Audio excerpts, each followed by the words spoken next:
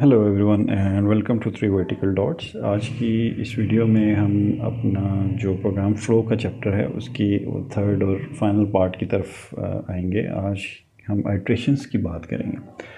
Iterations में computers को कुछ टास्क ऐसी हैं जो बार बार परफॉर्म करनी पड़ती हैं। ऐसी टास्क को जिनको बार बार रिपीट करना पड़े उनको हम आइट्रेशन कहते हैं। अभी तक हमने फॉर लूप देखा और उसको यूज़ किया कि वो किस तरीके से काम करता है। और फॉर लूप जो है वो काफ़ी सारे जगहों पे हम इस्तेमाल भी करेंगे। इसके अलावा आज हम देखेंगे कि फॉर लूप के अलावा भी लूप्स को यूज़ करने के लिए एक वाइल लूप यूज़ होता है या वाइल स्टेटमेंट यूज़ होती है, वो किस तरीके से काम करती है। आगे बढ़ने से पहले हम कुछ चीज़ों को रिविज़िट कर लेते हैं जो चीज़ें हमने प्रीवियसली देखी हैं। उनमें सबसे पहले चीज़ है जो याद रखने वाली है वो है असाइनमेंट। असाइनमेंट से मुराद ये है कि आप जब भी अपने किसी वेरिएबल को कोई चीज़ असाइन करते हैं और दोबारा से उसी वेरिएबल में कुछ तब्दीली करते हैं तो जो लेटेस्ट आपकी चीज़ होती है वो उस वेरिएबल को असाइन हो चुकी होती है। अब यहाँ पे एक जो चीज़ कंफ्यूज होती है वो इस साइन से अक्सर कन्फ्यूजन हो जाती है कि कुछ बच्चे इसको इक्वालिटी समझना शुरू हो जाते हैं कि ये शायद इक्वल का साइन है। तो ये इक्वल का साइन नहीं है। इक्वल के लिए जो है वो ये इस तरह का डबल साइन इस्तेमाल होता है और दोनों में फ़र्क है। मिसाल के तौर पे जो इक्वालिटी है वो सिमेट्रिक होती है। सिमेट्रिक से मुराद ये है कि अगर ए 7 के इक्वल है तो 7 भी ए के इक्वल होगा, यानी ये दोनों एक दूसरे को रेसिप्रोकेट करते हैं, दोनों एक दूसरे के बराबर होते हैं। लेकिन अगर आप पाइथन के अंदर बात करें तो ए को असाइन करेंगे जब 7, तो 7 को ए असाइन नहीं कर सकते आप, यानी इसमें सिमेट्री नहीं होती है असाइनमेंट ऑपरेटर में, जबकि इक्वालिटी के ऑपरेटर में सिमेट्री होती है। मुख्तलिफ लैंग्वेजेस असाइनमेंट के लिए मुख्तलिफ थोड़ा सिंटैक्स यूज़ करती हैं, यानी वो असाइनमेंट के लिए लेस दैन डैश या कॉलन और इक्वल यूज़ करती हैं असाइनमेंट के लिए, और इक्वालिटी के लिए सिंपल इक्वल यूज़ करती है। लेकिन पाइथन जिस तरह C++ और जावा वगैरह में होता है कि आप का टोकन जो है वो असाइनमेंट के लिए सिंगल इक्वल साइन है, मैथमेटिकल इक्वल साइन, और इक्वालिटी के लिए डबल इक्वल साइन है। तो ये चीज़ें ध्यान में रखनी ज़रूरी है। असाइनमेंट और इक्वालिटी में फ़र्क इस छोटे से प्रोग्राम से वाज़े हो जाता है कि मिसाल के तौर पे आपने ए को 5 असाइन किया और बी को ए असाइन कर दिया। अब बी को ए असाइन किया तो बी में वैल्यू 5 आ गई क्योंकि ए जो है वो की वैल्यू 5 है। लेकिन आपने जैसे ही ए की वैल्यू 3 की तो उससे बी को कोई फ़र्क नहीं पड़ेगा क्योंकि अब तो अपडेट हो चुकी है ए की वैल्यू, तो बी को भी 3 हो जाना चाहिए। लेकिन आप चेक करके देखें कि बी की वैल्यू आपकी 5 ही रहेगी, जो पुरानी वैल्यू है वही रहेगी। तो ये असाइनमेंट्स जो हैं ये फ़र्क हैं इक्वालिटी से, ये आपको एज ए प्रोग्रामर अपने ध्यान में रखनी है, ये चीज़ें ज़रूरी है। अच्छा, अब वेरिएबल की अपडेशन क्या होती है और किस तरीके से है। अब हम जो जब असाइनमेंट हमारी जो है वो एक्सप्रेशन एग्जीक्यूट होती है तो सबसे पहले जो राइट हैंड साइड है असाइनमेंट की वो एग्जीक्यूट होती है। मिसाल के तौर पे n हमारे पास इस प्रोग्राम में 5 है और अगली स्टेटमेंट में हम कुछ तब्दीली करके n को असाइन कर रहे हैं। तो वो तब्दीली क्या कर रहे हैं कि n को 3 से मल्टीप्लाई करके उसमें 1 ऐड कर रहे हैं। तो सबसे पहले इस स्टेटमेंट को ज़रा गौर से देखें। सबसे पहले आपकी राइट हैंड साइड जो है वो कंप्यूट होती है, यानी n की जो भी वैल्यू है जो प्रीवियसली आ रही है उसको 3 से मल्टीप्लाई किया जाएगा, उसमें 1 ऐड करके फिर n को दिया जाएगा। यानी राइट हैंड साइड पहले एग्जीक्यूट होगी और वो फिर लेफ़्ट हैंड साइड को असाइन की जाएगी, या लेफ़्ट हैंड साइड बाद में एग्जीक्यूट होगी। इसी तरीके से आप जो कोई भी वेरिएबल्स आप यूज़ करते हैं तो वेरिएबल आप कोशिश करें कि उस वेरिएबल को पहले किसी चीज़ से असाइन कर लें, कोई वैल्यू उसको असाइन कर लें या उसकी कोई एटलीस्ट डिक्लेरेशन हो, फिर उसको इस्तेमाल करें या उसको उसमें अपडेशन करें या जो भी आपने करना है। मिसाल के तौर पे इस प्रोग्राम में w है x+1। अब इस प्रोग्राम को W तो उसे पता है कि यार W जो है वो उसको मैंने असाइन करनी है कोई चीज़, लेकिन उसको ये समझनी है कि ये x बेसिकली क्या है, क्योंकि x डिफाइंड नहीं है। पीछे किसी प्रोग्राम में आपने x का जिक्र नहीं किया हुआ, पीछे किसी लाइन ऑफ कोड में x की वैल्यू कोई नहीं दी हुई, तो पीछे अगर आप x को 0 कर देते हैं या x को वैल्यू साइन कर देते हैं तो ये एरर रिमूव हो जाएगा। तो इसीलिए ज़रूरी होता है कि आपने जो है वो पहले अपने वेरिएबल की इनिशियलाइजेशन करनी होती है, उसको किसी भी नंबर से आप इनिशियलाइज़ करें और फिर में उसमें कुछ ना कुछ तब्दीली आप कर लें। अब यहाँ पे एक वेरिएबल है रन्स स्कोर्ड, जिसको आप 0 से इनिशियलाइज़ कर रहे हैं और फिर उसमें इंक्रीमेंट कर रहे हैं। इंक्रीमेंट से मुराद ये होती है कि आप कुछ किसी एक नंबर का या 2 नंबर का या 3 नंबर का इजाफ़ा करते जा रहे हैं उसमें, और वो उसी वेरिएबल को असाइन करते जा रहे हैं। मिसाल के तौर पे अगर यहाँ पे वैल्यू 0 है तो सबसे पहले, क्योंकि राइट हैंड साइड कंप्यूट होगी, तो रन्स कोड में 0 वैल्यू आएगी, उसमें 1 ऐड हो जाएगा, और अब जो रन्स कोड है उसको जो उसकी वैल्यू जो है वो 1 हो जाएगी। तो ये यानी अपडेट हो जाएगा वेरिएबल। तो इसको इंक्रीमेंट कहते हैं। जब आप एक का इजाफा किसी में कर रहे हैं तो इसको इंक्रीमेंट कर रहे हैं, अगर आप इसमें कमी करें तो इसको डिक्रीमेंट कहते हैं। तो इंक्रीमेंट्स और डिक्रीमेंट्स हम आगे यूज़ करेंगे। जब भी हम अपने कोई लूप्स वगैरह इस्तेमाल करते हैं तो उनमें इंक्रीमेंट और डिक्रीमेंट इस्तेमाल होता है। वो क्यों इस्तेमाल होता है आगे चल के हम देखते हैं। अभी लास्ट टाइम हमने जो लूप स्टडी किया था वो फॉर लूप था। फॉर लूप में हम क्या कर रहे थे कि हम एक लिस्ट में सपोज़ पीछे जो प्रोग्राम हमने देखा था कि हमने इनवाइट करना था लोगों को पार्टी पे, तो हमने एक वेरिएबल लिया फ्रेंड्स का, फॉर फ्रेंड्स इन एक लिस्ट थी जो है वो नामों की, उनमें तलाश किया और इनवाइट को एक मैसेज जो है वो हम देते गए और बाद में इनवाइट को प्रिंट कर दिया।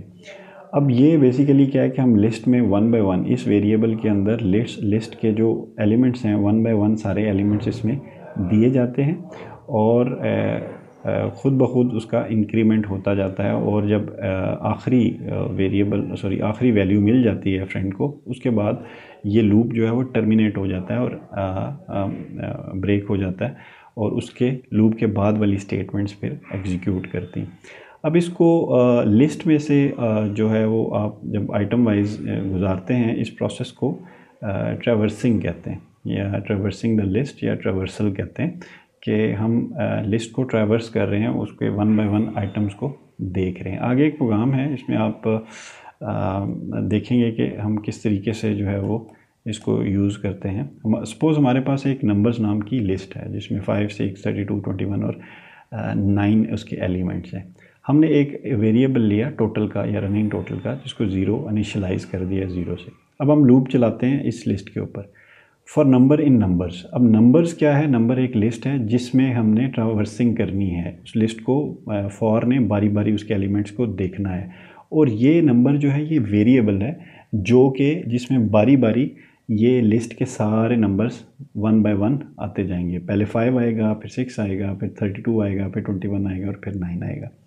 अब ये अपने हिसाब से एक लिस्ट के हिसाब से जितने लिस्ट की आइटम्स हैं उतने दफ़ा ये लूप चलेगा और हर दफ़ा इस वेरिएबल के अंदर जो भी इधर वेरिएबल रखा है, आपने एक्स रख लें, नंबर रख लें, कुछ भी रख लें, वो आप उसमें बारी बारी सारी आइटम्स आएंगी। फर्स्ट टाइम उसमें 5 आएगा तो आपने क्या किया कि जब नंबर में 5 आ गया तो इस नंबर को ऐड कर दिया रनिंग टोटल में। रनिंग टोटल 0 है तो 5 इसमें ऐड हो जाएगा तो 5 हो जाएगा, तो रनिंग टोटल की वैल्यू 5 ही हो जाएगी। अगली दफ़ा लूप चलेगा, अगला आइटम 6 है, अब नंबर में 6 आ चुका है। अब 6 जो है वो रनिंग टोटल, क्योंकि पीछे 5 थी वैल्यू, 6 और में 5 ऐड हो जाएगा और आपका अपडेट हो जाएगा रनिंग टोटल 11 से। तो करते करते सारी वैल्यूज़ इसमें बारी बारी आती जाएंगी और ये एक रनिंग टोटल में सारी की सारी वैल्यूज़ ऐड होती जाएंगी और आखिर में आप रनिंग टोटल जो है वो प्रिंट कर सकते हैं। अच्छा, अब हम देखते हैं, ये तो था फॉर लूप। अब हम देखते हैं वाइल स्टेटमेंट क्या होती है। हम अपनी जो लूपिंग है, ये बड़ा पावरफुल एक हमारे पास टूल है जिसको हम बहुत सारी जगहों पे यूज़ करते हैं। तो इसमें एक हमारे पास एक और वैरायटी है, वो है वाइल की। वाइल बड़ा आसान सा लूप है। वाइल में सिंपली आपने वाइल का कीवर्ड रखना है और जो कंडीशन आप चाहते हैं कि वो कंडीशन फुलफ़िल हो और उसके बाद फिर आप अपनी स्टेटमेंट्स जो एग्जीक्यूट करवाना, अगर वो कंडीशन ट्रू है तो क्या स्टेटमेंट्स एग्जीक्यूट करवाना चाहते हैं, तो वो सिंपली आप दे देते हैं। अब इसको देखें कि एक नीचे प्रोग्राम है जिसमें आपने एक वेरिएबल लिया n, जिसको 6 वैल्यू दे दी, आपने सम करंट सम का एक वेरिएबल लिया जिसको 0 वैल्यू दे दी, और i आपने एक 0 से इनिशलाइज करवाने के लिए एक वेरिएबल रख लिया ताकि आप वाइल पे कंडीशन लगा सकें। अब वाइल में, और वाइल आपने कीवर्ड लिखा और साथ कंडीशन लिख दी। कंडीशन क्या है कि जब तक i छोटा है या बराबर नहीं हो जाता n के, तब तक तुम क्या करो, तब उसने क्या करना है कि करंट सम के अंदर i को इंक्रीमेंट करते जाना है, i को ऐड करते जाना है। अब करंट सम के अंदर जो है वो i इंक्रीमेंट हो रहा है, तो करंट सम पहले 0 है, ठीक है जी, और पहली दफ़ा इसमें जो i में वैल्यू 0 है, 0 क्योंकि छोटा है n से, n 6 है, 6 से छोटा है, तो ये बॉडी एग्जीक्यूट होगी। बॉडी क्या करेगी, करंट सम के अंदर i को प्लस कर देगी, तो करंट सम में i प्लस हो जाएगा। पहली दफ़ा i 0 है, 0 ही रहेगा, तो कोई प्रॉब्लम नहीं होगी। साथ ही आपने i को इंक्रीमेंट कर दिया, यानी i को एक नंबर इजाफा कर दिया, 0 से ये 1 हो जाएगा। 1 हो गया है i देखा जाएगा कंडीशन क्या, अभी भी छोटा है 6 से, i अभी भी छोटा है, फिर ये पूरी बॉडी एग्जीक्यूट होगी। और करंट सम में आप क्या करें, i ऐड कर रहे हैं तो 0 में 1 ऐड हो जाएगा और आपका जो करंट सम है वो 1 हो जाएगा। i में वैल्यू 1 है, 1 अब इंक्रीमेंट होके 2 हो जाएगा, 2 फिर 6 से छोटा है। तो जब तक ये कंडीशन जो है वो ट्रू रहती है, यानी वाइल की कंडीशन जब तक ट्रू रहती है, तब तक ये बॉडी एग्जीक्यूट हो रही होगी। अब आखिरी दफ़ा क्या होगा कि 6 जो है आ जाएगा, i में इंक्रीमेंट होते होते 6 आ जाएगा। जैसे 6 आएगा, अब 6 क्या छोटा है और बराबर है, बिल्कुल छोटा और बराबर है, तो ये बॉडी एग्जीक्यूट हो जाएगी। जैसे ही i में 7 आया, i में जो ही 7 आएगा, तो 7 क्योंकि छोटा भी नहीं है और 6 के बराबर भी नहीं है, 6 से बड़ा है, तो ऑटोमेटिकली ये बॉडी एग्जीक्यूट होने के बजाय इससे जो नेक्स्ट आइडेंटिफिकेशन के मुताबिक इससे जो नेक्स्ट कमांड है वो या स्टेटमेंट जो है वो एग्जीक्यूट हो जाएगी। तो वो प्रिंट की है, जो भी करंट सम में वैल्यू है वो प्रिंट कर दो तो वो प्रिंट हो जाएगी। अब ये इंक्रीमेंट हम इसलिए यूज़ करते हैं ये जो अपनी वाइल की बॉडी के अंदर, ताकि हम कोई कभी ना कभी हम कंडीशन की फॉल्सहुड की तरफ जा सकें। अगर इसको यहाँ यूज़ ना किया जाए, सपोज़ इसको अगर हाइड कर दिया जाए, इसमें इसको इस्तेमाल ही ना किया जाए, तो क्या होगा कि ये लूप कभी भी टर्मिनेट नहीं होगा, कभी भी ब्रेक नहीं होगा। हर दफ़ा i की वैल्यू आती रहेगी, ये लूप चलता रहेगा और ये इनडेफिनेट टाइम तक चलेगा। हमने अपने लूप्स को कहीं ना कहीं लॉजिकली उनको टर्मिनेट करना होता है, तो हम बेसिकली अपने इंक्रीमेंटर में अपने जो एक वेरिएबल है उसमें इंक्रीमेंट्स कराते रहते हैं, ताकि कोई ऐसा पॉइंट आए जब ये कंडीशन फॉल्स हो जाए और ये हमारा जो है वो लूप ब्रेक हो जाए और हम इससे निकल आएँ। अच्छा जी, वाइल स्टेटमेंट बड़ी मतलब सिंपल सी स्टेटमेंट है आपकी, जो किस तरीके से एग्जीक्यूट होती है कि सबसे पहले जो है वो कंडीशन को एवेलुएट किया जाता है। अब लाइन नंबर 5 पे जो कंडीशन है इसको एवेलुएट किया जाएगा। अगर ये तो ट्रू है तो ये पूरी बॉडी एग्जीक्यूट हो जाएगी, और अगर ये फॉल्स है तो ये बॉडी एग्जीक्यूट नहीं होगी, उससे अगली जो स्टेटमेंट है वहाँ पे चला जाएगा। बड़ा सादा सा इसका सिंपल सा इसका सिंटैक्स है, इसको जो है वो करना जो है वो बड़ा आसान है समझना। अब हमारे पास जो है वो अपना इसी प्रोग्राम को, जो सम वाला प्रोग्राम है, इसी को हम एक दूसरे तरीके से करने की कोशिश करते हैं और देखते हैं कि हमारे पास क्या ऑप्शन है। मिसाल के तौर पे वही प्रोग्राम n की वैल्यू आपने रखी जो है वो 6, आपने इसको हम फॉर लूप से अब करने की कोशिश कर रहे हैं। आपने n की वैल्यू 6 रखी, करंट सम आपने 0 रख दिया, for i in range n+1। मैंने रेंज का फंक्शन लास्ट टाइम भी डिस्कस किया था। रेंज का मतलब क्या होता है कि यहाँ पे अक्सर आप कोई नंबर देते होते हैं। अगर आप यहाँ पे 6 देंगे तो इसका मतलब है कि वो लूप 0 1 2 3 4 5 तक चलेगा। 6 रेंज में इंक्लूडेड नहीं होता, यानी छठी दफ़ा चलता तो है, मतलब 6 जब इधर वैल्यू हो जाएगी तो वो जो है वो टर्मिनेट कर जाएगा, वो निकल जाएगा। और हमने बेसिकली अपने लूप को जो है वो चलाना होता है। जो हमारा नंबर है, सपोज़ हम यहाँ पे 6 नंबर है तो हम इसको 6 दफ़ा चलाना चाह रहे हैं। तो जब 6 दफ़ा इसको चलाना चाह रहे हैं तो हम रेंज से हमेशा जो हमारा जितनी दफ़ा हम चला रहे हैं जो उसका नंबर है, क्योंकि वह एक्सक्लूसिव होता है, एक्सक्लूड नहीं होता, तो हम उसमें एक ऐड करके लिखते हैं ताकि उतनी दफ़ा लूप चले, उतनी दफ़ा उसका सम आए। तो ये एक रेंज के फंक्शन में एक चीज़ है, ये हमेशा आप याद रखिएगा कि जब भी आपने इसको चलाना है तो जो नंबर जिस नंबर तक चलाना चाह रहे हैं उसमें एक ऐड करके करें, क्योंकि अब n+1 7 हो जाएगा तो ये लूप 6 दफ़ा चलेगा।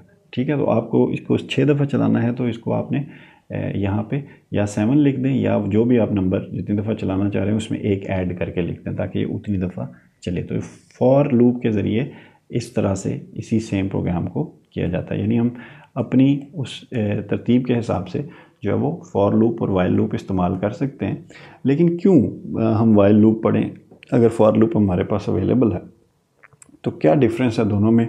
ये डिफरेंस आगे एक प्रोग्राम है उससे वाज़े हो जाएगा कि ये क्यों डिफरेंस है और कहाँ वाइल लूप इस्तेमाल होता है और कहाँ फॉर लूप इस्तेमाल होता है।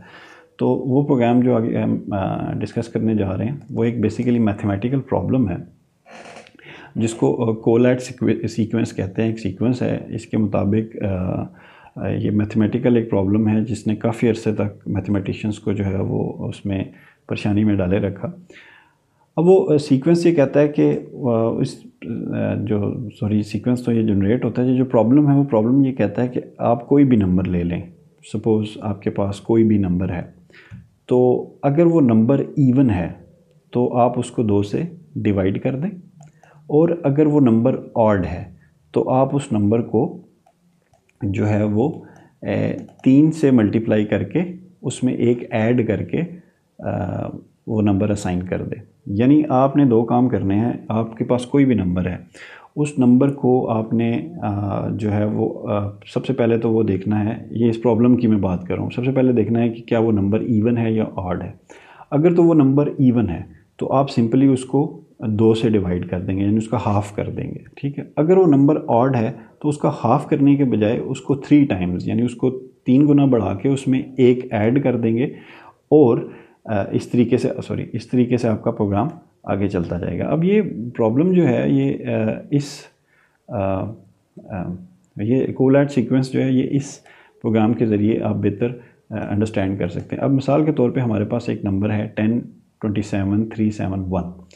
हम देख लेते हैं, इसको प्रोग्राम में रन करके देख लेते हैं कि इसका क्या जनरेट होता है, इससे क्या आता है हमारे पास, आउटपुट क्या आती है। सपोज़ ये हमने प्रोग्राम एज़ इट इज़ लिख लिया, नंबर हमारे पास है 10 27 371। इसको प्रोग्राम को हम रन करते हैं।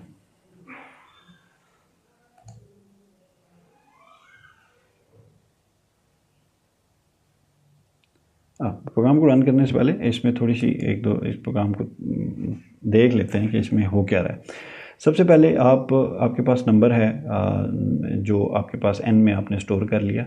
जब तक n जो है वो 1 के बराबर नहीं होता, यानी 1 के बराबर हो जाएगा तो ऑब्वियसली वाइल से निकल जाएगा, इस लूप से निकल जाएगा। जब तक जो नंबर जो है वो 1 के बराबर नहीं हो जाता, क्या करें? सबसे पहले उसने n नंबर प्रिंट करा दिया, जो भी नंबर है वो नंबर प्रिंट करा दिया, और साथ एक एक्स्ट्रा जो है वो एक प्रिंट के फंक्शन का एक एक्स्ट्रा आर्गूमेंट है वो यूज़ किया। ये मैं थोड़ी देर में बताता हूँ कि वो आर्गूमेंट क्या है। तो वो n नंबर प्रिंट करवा दो, नंबर प्रिंट करवा के साथ जो है वो एक कॉमा लगा दो। अच्छा जी, इसी तरीके से आप जो है वो आगे फिर कंडीशन देखो, यानी पहले वो एज़ इट इज़ आपने नंबर प्रिंट करवा दिया और नंबर प्रिंट करवा के उसके बाद आगे कामा प्रिंट करवा दिया। ये मैं एंड का आर्गूमेंट अभी थोड़ी देर में डिस्कस करूँगा, अभी मैं डिस्कस नहीं कर रहा। उसके बाद आपने उस नंबर को 2 से उसका रिमाइंडर लिया, यानी देखा कि क्या वो इवन है या ऑड है। अगर उसका रिमाइंडर 0 के बराबर आ जाए तो इसका मतलब नंबर इवन है। इवन है तो क्या करना है, उसको 2 से डिवाइड कर देना है। एल्स क्या करना है आपने? एल्स ये करना है कि एल्स का मतलब क्या है कि इवन नहीं है, ऑड है। ऑड है तो उसको 3 से मल्टीप्लाई करके उसमें एक ऐड करके उस नंबर में डाल देना है, नया नंबर, यानी n को अपडेट कर देना है आपने। और आखिर में आपने क्या करना है कि n को प्रिंट करके तो साथ वही एंड का आर्गूमेंट। अब ये एंड का आर्गूमेंट क्या है? प्रिंट के अंदर जो स्टैंडर्ड प्रिंट है जो हम यूज़ करते हैं वो ये होता है कि आपने प्रिंट की कमांड लिखी, ब्रैकेट्स में जो चीज़ आप लिख रहे हैं, अगर कोई वेरिएबल लिख रहे हैं तो वो प्रिंट हो जाएगा। और उसके साथ ही आप क्या करते हैं, इसमें एक बाय डिफ़ॉल्ट कमांड होती है कि आपकी नेक्स्ट लाइन आ जाती है, यानी आपकी अगली लाइन पे कर्सर या वो मार्कर जो है वो अगली लाइन पे शिफ्ट हो जाता है। अगर आपने ये नहीं करवाना, आपने करवाना है एक तरतीब में, यानी आप चाहते हैं कि एक नंबर लिखा जाए, उसके बाद मैं एक नंबर प्रिंट हो, उसके बाद कॉमा आ जाए या कोई भी साइन आ जाए, उसके बाद अगला नंबर प्रिंट हो, उसके बाद अगला नंबर प्रिंट हो, उसके बाद अगला नंबर। अगर सपोज थोड़ी देर के लिए इसको हटा दिया जाए तो क्या होगा, आपका एक नंबर प्रिंट होगा, वो नंबर प्रिंट होने के बाद अगली लाइन पे अगला नंबर प्रिंट होगा और उससे अगली लाइन पे अगला नंबर प्रिंट होगा, तो ये एक सीरीज़ नहीं बनेगी। हम इसको इस्तेमाल करके देख लेते हैं। सपोज़ एज़ इट इज़ मैंने अगर अपना जो है वो इस प्रोग्राम को रन करना है तो मैं इसको रन करता हूँ। तो ये सपोज़ हमने इसको रन किया, कोलैट सीक्वेंस इसको कहते हैं, इसको मैंने रन किया, थोड़ा एग्जीक्यूशन में टाइम लगेगा। तो ये हमारे पास एक सीरीज़ आ गई नंबर्स की। ये तब तक नंबर्स आते जा रहे हैं, तब तक हमारे पास नंबर्स आते जा रहे हैं जब तक ये 1 नहीं हो जाता, यानी जब तक हमारे पास 1 नहीं आ जाता। अब ये देखें कि ये कोलैट सीक्वेंस भी यही है, सीक्वेंस कोलैट सीक्वेंस या कोलैट, ये जो प्रॉब्लम है ये बेसिकली बात किस चीज़ की करती है, ये इस चीज़ की बात करती है कि आप इस प्रोग्राम को, यानी कोई भी आप नंबर लेंगे, अगर आप उस पे ये वाला रूल अप्लाई करेंगे कि मतलब रूल क्या अप्लाई करेंगे कि आप अगर इवन है तो दो उसको हाफ़ कर लेंगे, और अगर ऑड है तो आप उसको 3 से मल्टीप्लाई करके 1 करेंगे। तो आप जो मर्ज़ी करें, जो भी नंबर लें, जब आप इस पे अप्लाई करते रहेंगे तो अल्टीमेटली आपके पास जवाब आखिर में 1 आएगा, चाहे वो 10 आइट्रेशंस के बाद आए, 100 के बाद आए, 200 के बाद आए, 1000 के बाद आए, 10,000 के बाद आए, कोई दुनिया का नंबर उठा लें, कोई दुनिया का नंबर उठा लें, उस पे जब आप ये रूल अप्लाई करेंगे अल्टीमेटली 1 उसका जो है वो आखिर में 1 बचेगा, अगर उस पे आप ये रूल अप्लाई करते हैं। अब ये बेसिकली कोलैट्स नाम का एक जर्मन साइंटिस्ट था, उसने इसको ये थ्योरी दी थी। अब ना इसको कोई प्रूव कर सका है, ना डिसप्रूव कर सका है कि ये ठीक है या गलत है, तो ये उसी नाम से कोलैट सीक्वेंस इस्तेमाल हो रहा है। मैं इस आर्गूमेंट की बात कर रहा था कि सपोज़ अगर ये आर्गूमेंट मैं ना दूँ, एंड कामा से एंड ना करवाऊँ प्रिंट को, तो क्या होगा, और सिंपल एन प्रिंट करवा दूँ तो क्या होगा कि आपका जो नंबर्स हैं वो कामा सेपरेटेड सीरीज़ में आने के बजाय एक दूसरे के अगली अगली लाइन में आते जाएंगे। ठीक हो गया, ये अगली अगली लाइन में आते जा रहे हैं। तो हम चाह ये रहे हैं कि ये सीरीज़ में आए, तो हम एक एंड आर्गूमेंट इसमें इसके साथ यूज़ कर रहे हैं। तो आप जब भी आप ये चाहें कि जो है वो आप इसको नेक्स्ट लाइन पे मूव करने के बजाय आप इसको कामा से एंड करवाएं और अगला नंबर कामा के बाद आए, तो इस तरह का आप जो है वो ये एंड का आर्गूमेंट यूज़ कर सकते हैं। यही एंड का आर्गूमेंट इस्तेमाल हो रहा है बिल्कुल आखिर में भी। और बिल्कुल आखिर में हम किस तरह इस्तेमाल कर रहे हैं कि बिल्कुल जब ये लूप ख़त्म हो जाए और आपके पास वैल्यू 1 आ जाए, तो 1 के बाद आप 1 प्रिंट करो। ज़रा अब n की वैल्यू 1 हो चुकी है तो 1 प्रिंट करो, और साथ ही एंड कर दो डॉट के साथ, यानी उसके साथ डॉट लगा दो, और फिर \n यूज़ होता है नेक्स्ट लाइन पे जाने के लिए, और साथ ही नेक्स्ट लाइन पे कर्सर मूव कर दो। ये देखें कि एंड पे क्या हो रहा है कि जब 1 आ गया तो 1 आने के बाद ये डॉट इसी प्रिंट के मुताबिक ये डॉट आ गया और कर्सर आपका जो है वो नेक्स्ट लाइन पे मूव कर गया। तो ये कोलैट्स प्रोग्राम है, ये एक कोलैट्स, इसको कोलैट सीक्वेंस कहते हैं। इसके मुताबिक, इस कोलैट सीक्वेंस के मुताबिक जो है वो आप कोई भी नंबर लें, उस नंबर को आप इस रूल से गुजारें कि अगर वो इवन है तो उसको हाफ़ कर दें, और अगर वो ऑड है तो 3 से मल्टीप्लाई करके 1 उसमें ऐड कर दें। जब इससे गुजारते रहेंगे तो अल्टीमेटली वो नंबर 1 पे जाके ख़त्म होगा, यानी अल्टीमेटली उसका जो है वो 1 आ जाएगा। और हमने इसको पाइथन के प्रोग्राम में रन करके देख लिया। अब ये तो जो है वो नहीं कहा जा सकता कि कितनी आइट्रेशंस लगेंगी, ये प्रूव नहीं किया जा सकता कि सारे नंबर्स के लिए ये होल्ड करती है, ये प्रॉब्लम ठीक है या नहीं ठीक, ये तो नहीं कहा जा सकता। लेकिन एक वाइल्ड गैस किया जा सकता है कि अगर कोई आपकी जो है वो अगर कोई आपकी जो भी आप नंबर दे रहे हैं वो अगर 2 की पावर में है, अगर वो 2 की पावर में है, मतलब 2 की पावर क्या है, मतलब अगर वो 2 है, 4 है, 16 है, 32 है, 64 है, 128 है, 256 है, 512 है, 1048 है, यानी 2 की पावर में अगर वो कोई नंबर आ रहा है तो वो अल्टीमेटली 1 पे पहुंचेगा, यानी वो 1 पे पहुंचेगा। वो कैसे 1 पे पहुंचेगा आप देख लें कि क्योंकि इवन के लिए कंडीशन हाफ की है, तो अगर 1048 सपोज नंबर है तो वो इवन है, उसको हाफ करेंगे तो 512 आ जाएगा, 512 भी इवन है, हाफ करें 256 आ जाएगा, 256 भी इवन है, हाफ करें वो जो है वो 128 आ जाएगा, 128 का हाफ करें तो वो आपका जो है वो 64 आ जाएगा, और 64 का आप हाफ करेंगे तो आप 32 पे आ जाएंगे, 32 भी इवन है तो वो 16, 16 के बाद 8, 8 के बाद 4, 4 के बाद 2 और 2 का हाफ 1, यानी अल्टीमेटली वो 1 पे आ जाएगा। तो ये गैस किया जा सकता है अगर वो 2 की पावर में वो नंबर है तो वो अल्टीमेटली 1 पे पहुंचेगा, अदरवाइज़ जो है वो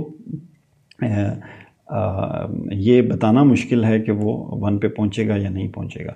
तो ये हमने कोलैप्स प्रॉब्लम को अपना इसमें पाइथन में लिख लिया। अब ये ऐसा सिनेरियो है कि इस सिनेरियो के अंदर हमें नहीं पता कि हमारा लूप कितनी दफ़ा चलना है, मतलब और कितनी आइट्रेशंस के बाद हमें रिज़ल्ट मिलेगा। इसी तरह बहुत सारे सिमिलर प्रॉब्लम्स होते हैं जिसमें हमें अपर लिमिट नहीं पता कि हमने लूप चलाना कितनी दफ़ा है।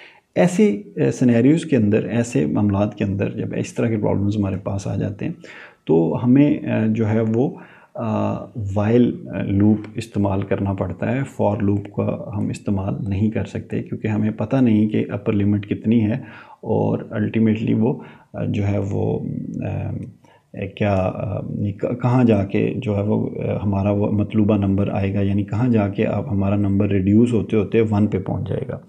इसी तरीके से इस कोलैप्स सीक्वेंस में हमने यह है कि अगर हम 1 वाली कंडीशन ना रखें, टर्मिनेशन कंडीशन जो हमने वाइल में 1 रखी हुई है, तो क्या हो कि ये एक साइकिल में चला जाए, यानी 1 आया, 1 के बाद 1 को हमने क्या करना है 3 से मल्टीप्लाई करके उसमें 1 ऐड करना है, वो 4 हो जाएगा, 4 का फिर हाफ़ किया 2 आ गया, फिर हाफ़ किया 1 आ गया, अब 1 फिर ऑड है तो वो फिर 4 हो जाएगा और ये साइकिल चलता रहेगा। तो ये इनडेफिनेट टाइम तक ये साइकिल चलेगा। तो हमारे पास जो हमने जब देखना हो कि हमारे पास जो आइट्रेशंस हैं वो डेफिनेट हैं, यानी हमें पता है कि कितने साइकिल्स चलने हैं, तो हम फॉर लूप बेटर है, उस कंडीशन के अंदर हम फॉर लूप यूज़ कर सकते हैं। और अगर हमें पता ही नहीं कि कितनी आइट्रेशंस होनी है, इनडेफिनेट आइट्रेशंस होनी है और हमें नोन आइट्रेशंस नहीं है और अपर बाउंड का पता नहीं है कि वो क्या है, कहाँ जाके कितनी हमने दफ़ा ये चलाना है, तो हम फिर इस ऐसे सिनेरियोज़ के अंदर हम वाइल लूप को इस्तेमाल करते हैं। अब नेक्स्ट टॉपिक है tracing the program. Tracing the program से मुराद ये है कि आप को ये एक स्किल है जो प्रोग्रामर्स में अक्सर अच्छे प्रोग्रामर्स में पाई जाती है कि वो अपने प्रोग्राम को ट्रेस कर रहे होते हैं कि मेरा प्रोग्राम किस हिसाब से जो है वो मूव कर रहा है, किस हिसाब से चल रहा है। तो ये ट्रेसिंग जो है ये नॉर्मली आपके कंप्यूटर ने ही करनी होती है, लेकिन ज़ाहिर है कि आप जो है वो आपको ये एक स्किल अगर आती है तो ये आपको बड़ी हेल्प करती है डिबगिंग के अंदर और चीज़ों को बेटर अंडरस्टैंड करने के अंदर। ट्रेसिंग से मुराद ये है कि आपने ये देखते जाना है कि आपका प्रोग्राम अभी क्या है और आपका वेरिएबल का अभी स्टेटस क्या है और जो है वो इससे आगे हमारे पास क्या चीज़ आई है। अगर मैं ट्रेसिंग की बात करूं पेपर के ऊपर, अगर आपने ट्रेसिंग करनी है तो उसके लिए नीचे एक स्निपेट दिया गया है कि किस तरीके से आप ट्रेसिंग करेंगे। आप यही कोलैट सीक्वेंस में अपना जो नंबर है वो n की वैल्यू आप 3 रख लें। सपोज़ आपने n की वैल्यू अगर यहाँ पे 3 रख ली है तो आपका प्रोग्राम जो है वो ये के बाद तीसरे एक आउटपुट देगा। तो आपने इसको ट्रेस करते जाना है पेपर के ऊपर, इसको ट्रेस करते जाना है कि ये किस तरीके से प्रोग्राम मेरा चल रहा है। यानी सबसे पहले आपने n की वैल्यू, एक कॉलम आपने बना लिया पेपर के ऊपर n का और दूसरी तरफ अभी तक जो आउटपुट है वो क्या है। पहली दफ़ा n में आपने 3 वैल्यू दी है तो आपकी आउटपुट 3 आ गई। अब क्योंकि 3 इवन है, सॉरी ऑड है, तो ये क्या होगा, ये 3 से मल्टीप्लाई होकर 9 हो जाएगा, इसमें 1 प्लस ऐड हो जाएगा तो ये 10 हो जाएगा। तो अब नेक्स्ट नंबर आपके पास n आ गया, वो आपने नंबर लिख लिया और आउटपुट क्या आ गई, आउटपुट आ गई 3 के साथ 10 आ गई। फिर क्योंकि 10 इवन है इसका हाफ हो जाएगा, 5 हो जाएगा, तो आप जब 5 हो जाएगा तो आपकी आउटपुट 3, 10 और 5 आ जाएगी।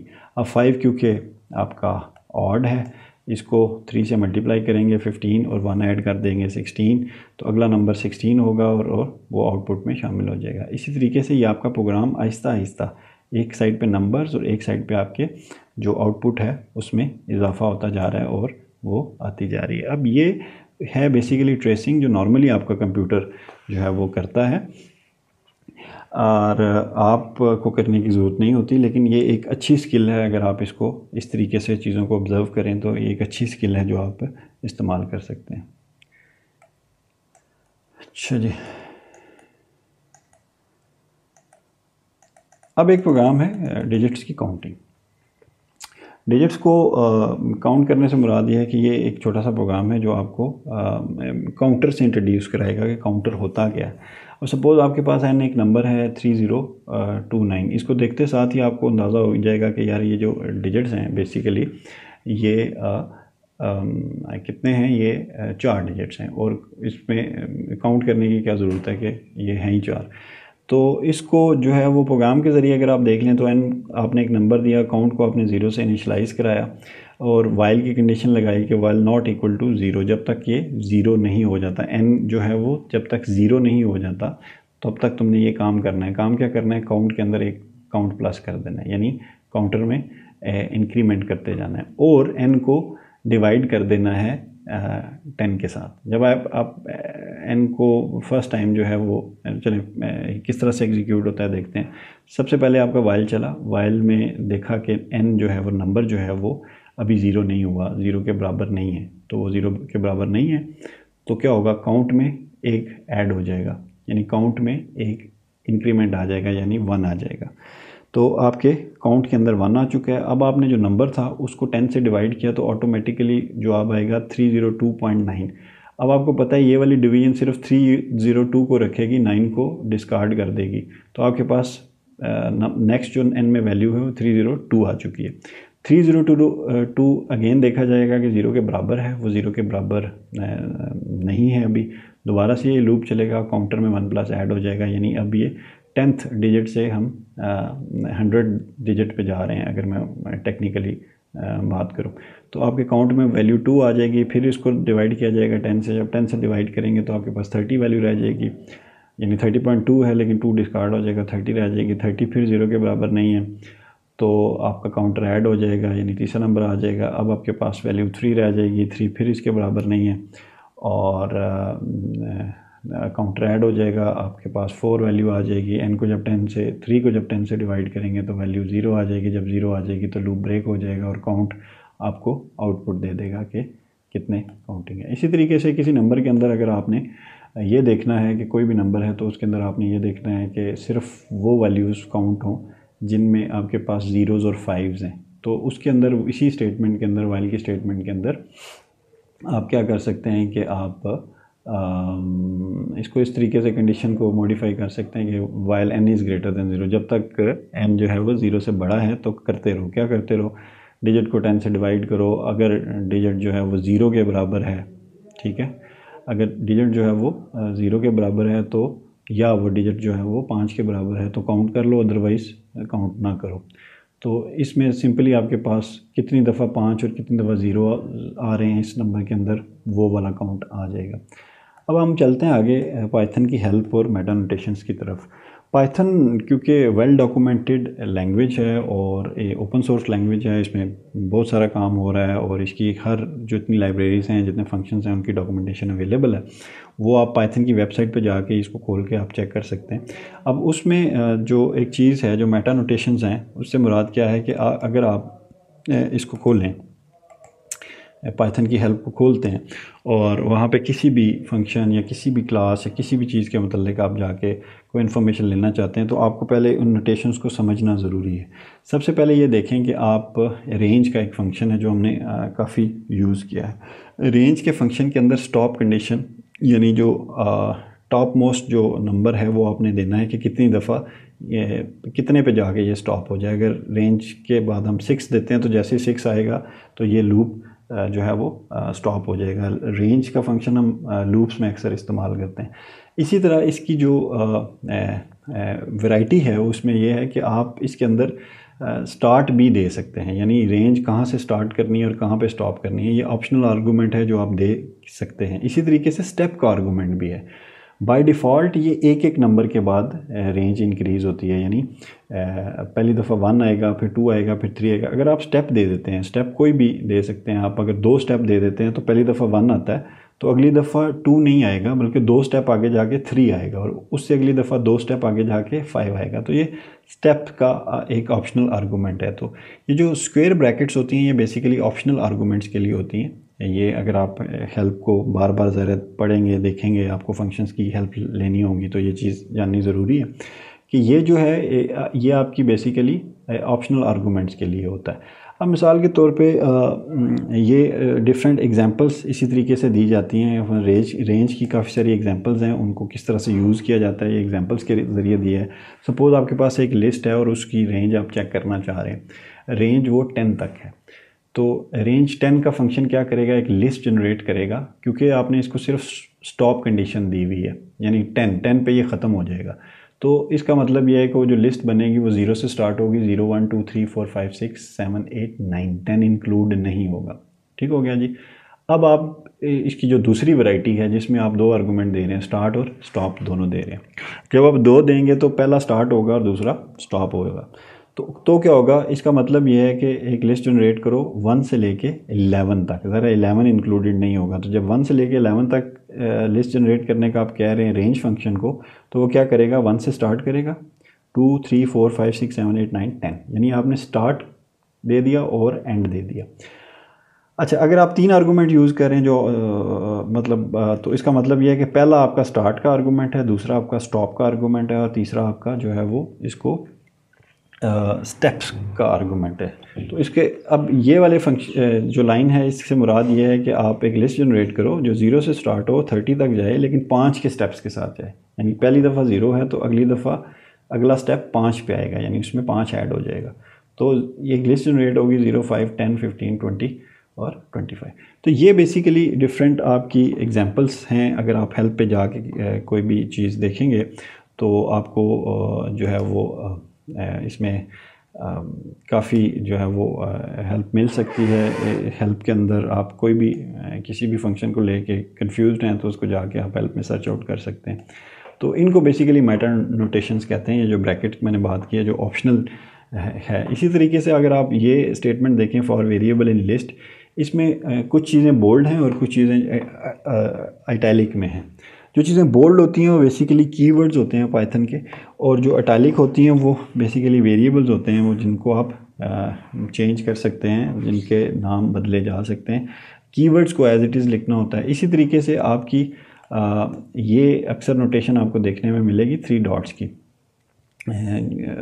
जो एलिप्सिस साइन होता है जो 3 डॉट्स का। इसका मतलब ये होता है कि इसमें मज़ीद भी जो है वो चीज़ें ऐड हो सकती हैं। मिसाल के तौर पे प्रिंट में आपका ऑब्जेक्ट है और ऑब्जेक्ट कॉमा के बाद डॉट डॉट का मतलब ये है कि इसमें कोई भी नंबर ऑफ़ आइटम्स आ सकते हैं। अगर आपने प्रिंट करवाने हैं तो मज़ीद आइटम्स आप प्रिंट करवा सकते हैं। एक ऑब्जेक्ट देंगे तो मज़ीद ऑब्जेक्ट्स भी दिए जा सकते हैं प्रिंट के लिए। तो ये बेसिकली हेल्प को स्टडी करने का एक तरीका है। आगे हम क्विकली जो है वो अपना टेबल्स को देख लेते हैं। टेबल्स आपको पता है कि कंप्यूटर्स के आने से पहले जब मैथमेटिक्स और इस तरह के सब्जेक्ट्स को पढ़ा जाता था, ख़ुसूसन जब हम लोग पढ़ रहे थे और कंप्यूटर्स इतने कॉमन नहीं हुए थे, तो हमें बहुत सारे ऐसे मैथमेटिकल ऑपरेशंस और काम जो हैं वो करने पड़ते थे बाय हैंड। मसलन हमें चीज़ों के लॉग्स निकालने पड़ते थे।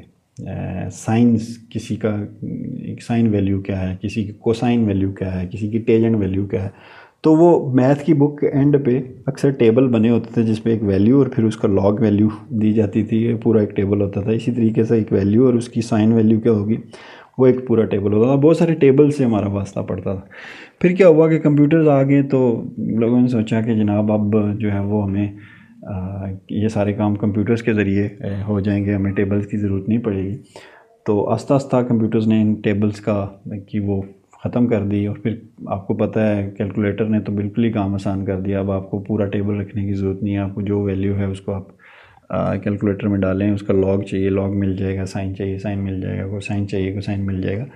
तो ये उस एडवांसमेंट से, मशीन्स की एडवांसमेंट से ये फ़ायदा होना शुरू हो गया। खैर, ये एक अलग बात है। हम जो बात करेंगे, हम अपनी आउटपुट को बुनियादी तौर पे टेबल की फॉर्म में भी शो करवा सकते हैं। उसके लिए एक कीवर्ड यूज़ होता है प्रिंट के उसी फंक्शन के अंदर एक कीवर्ड यूज़ होता है /t।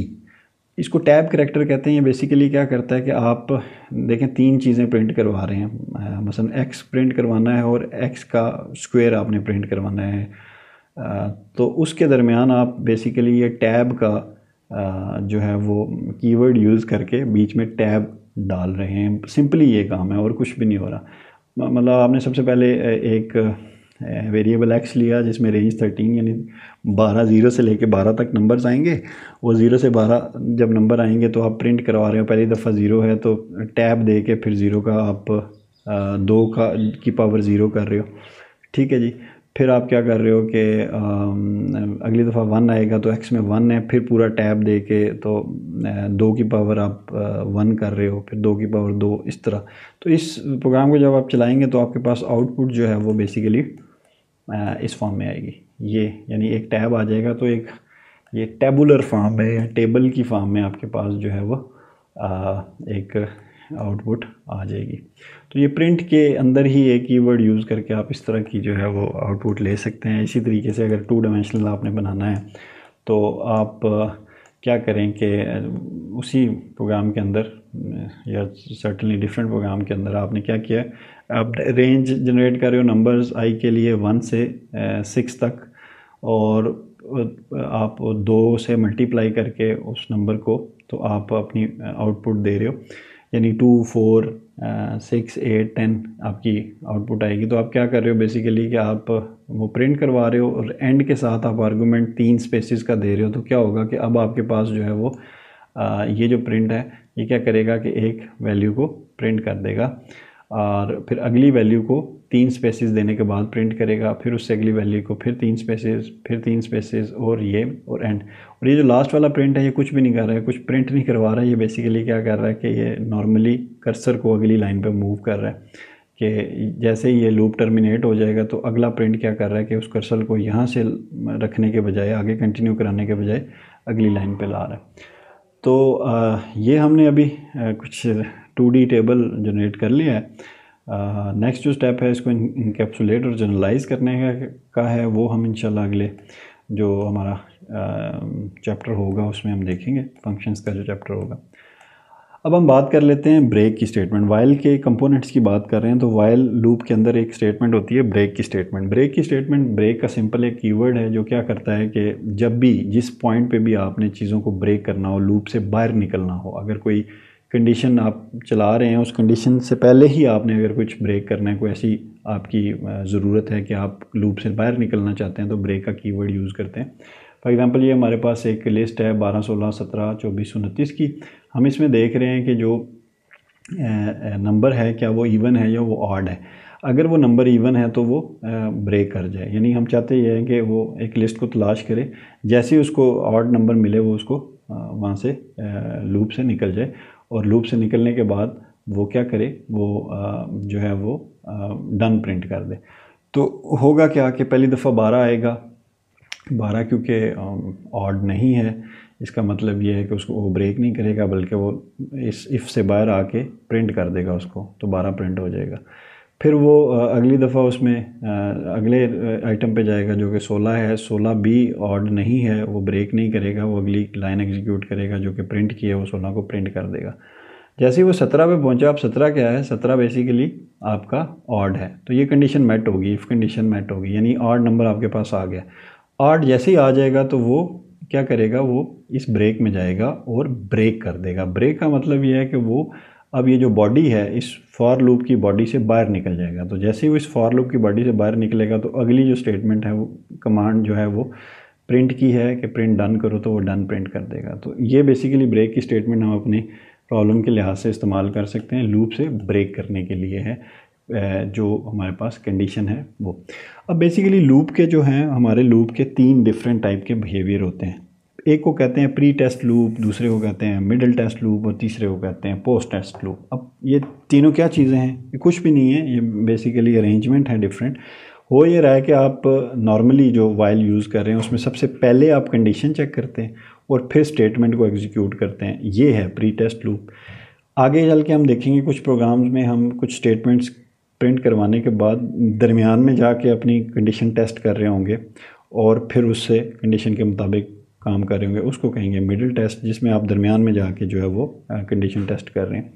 और कुछ होंगी जिसमें हम सारा कुछ करने के बाद एंड पे जो है वो अपनी कंडीशन जो है वो टेस्ट कर रहे होंगे। वो डिफरेंट प्रोग्राम्स हैं, वो डिफरेंट फ्लेवर्स हैं, वो आप जो है वो इनको देख लें। फॉर एग्ज़ाम्पल ये हमारे पास प्रोग्राम है कि जो ये कह रहा है कि जो तब तक आप इनपुट लेते रहो जब तक आपको इनपुट में खाली नहीं मिल जाता या -1 नहीं मिल जाता, तो तब तक आप इनपुट लेते रहो। तो सबसे पहले आपने एक वेरिएबल लिया 0 का। अब आप, क्योंकि ये मैं आपको पढ़ा रहा हूँ मिडिल टेस्ट लूप, अब मिडिल टेस्ट लूप है और आपने लूप के दरमियान में जाके कंडीशन चेक करनी है, तो इसलिए वाइल के साथ कंडीशन नहीं आएगी, वाइल के साथ वाइल ट्रू आएगा। यानी वाइल ट्रू का क्या मतलब है, ये ट्रू हम बुलियन एक्सप्रेशन इसलिए यूज़ कर रहे हैं कि भाई तुम वाइल को चलाओ, कंडीशन हम नीचे जाके कहीं खुद चेक कर लेंगे या देख लेंगे, तुम वाइल में इसको एंटर करा दो। इन एनी केस ये ट्रू है, इसको पहली दफ़ा वाइल चलाओ। अब वाइल से निकलने के लिए जो कंडीशन है वो नीचे है, वो सिंपली आप यहाँ पे ट्रू लिख देते हैं तो आपका आगे वो वाइल जो है वो एग्जीक्यूट होना शुरू हो जाता है। तो हम देखते हैं इसमें रिस्पॉन्स में हमने सबसे पहले इनपुट ली और उसे कहा कि भाई कोई जो है ना नंबर जो है वो एंटर करो। और अगर तुम चाहते हो कि ये एंड करना चाहते हो इस प्रोग्राम को, तो सिंपली ब्लैंक जो है वो छोड़ दो इसको, यानी ब्लैंक एंटर कर दो।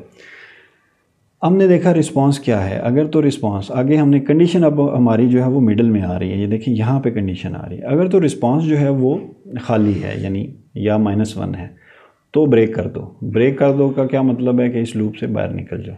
अदरवाइज़ क्या करो कि टोटल के अंदर आप इंक्रीमेंट करते जाओ रिस्पॉन्सेज, जितने रिस्पॉन्स आ रहे हैं उनको वो नंबर जो है वो टोटल में ऐड करते जाओ। अब ये क्या हो रहा है बेसिकली कि आपका जो रिस्पॉन्स है, मैंने आपको बताया था कि ये इनपुट फंक्शन हमेशा आपको स्ट्रिंग देगा, तो इस स्ट्रिंग को आपने इंटीजर में कन्वर्ट करना है क्योंकि आपने टोटल निकालना है इसका। तो इसको इंटीजर में कन्वर्ट करने के लिए एक ही लाइन में उसने पहले इसको इंटीजर में कन्वर्ट करके टोटल में ऐड करता जा रहा है। तो ये टोटल में ऐड होता जाएगा और जैसे ही आप जितने नंबर्स हैं वो एंटर करना आपने बंद कर दिए, यानी आपने ब्लैंक दे दिया या -1 दे दिया, तो क्या करेगा वो इसको ब्रेक करके आपको टोटल प्रिंट करा देगा। यानी इस केस में क्या हो रहा है कि हम शुरू में कंडीशन चेक नहीं कर रहे बल्कि कंडीशन को हम कहीं दरमियान में चेक कर रहे हैं, और ये हमारी इस प्रॉब्लम के लिहाज से हमारी ज़रूरत है कि हम उसको दरमियान में ही चेक करें, शुरू में चेक ना करें। तो इसी तरीके से इसको इसी कंडीशनल को, ये जो आपकी कंडीशन है, इसको हम उठा के अगर बिल्कुल एंड पे ले जाएं, टोटल से भी नीचे ले जाएं, तो ये बेसिकली क्या बन जाएगा, ये पोस्ट टेस्ट लूप बन जाएगा।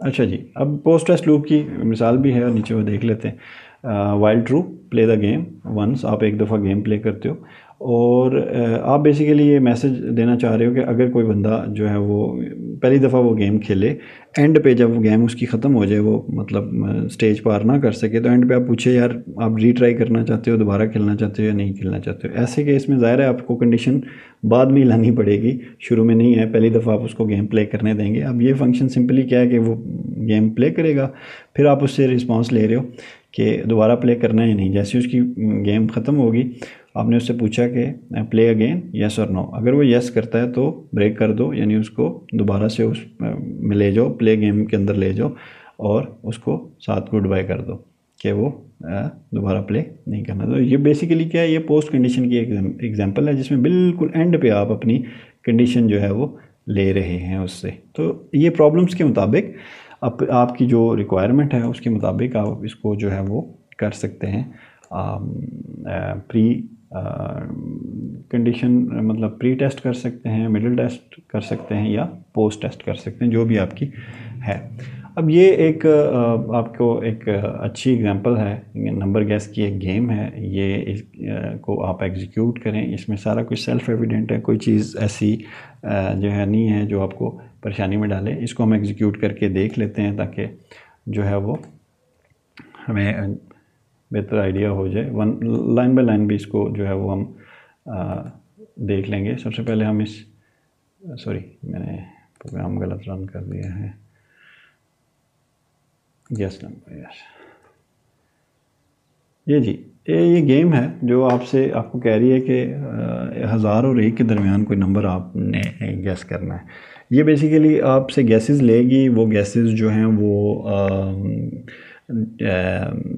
उसका काउंट भी रखेगी कि आपने कितने गैसेस में, जब तक आप वो जो है वो नंबर गैस नहीं कर लेते तब तक वो आपसे नंबर इनपुट लेती रहेगी। और जैसे ही फाइनली आपने नंबर ठीक गैस कर लिया तो आप क्या करेंगे कि वो आपको बता देगी कि आपने इतनी ट्राइज़ में ये नंबर गैस कर लिया। अब क्योंकि 1 से 1000 तक नंबर है, मैं इसको अपने एल्गोरिदम के मुताबिक चला रहा हूँ, मैं 500 देता हूँ। वो कहता है जी 500 हाई है। इसका मतलब ये है कि मुझे ये पता चल गया कि 500 से नीचे नीचे है, तो मैंने अपने सैंपल को आधा रिड्यूस कर लिया।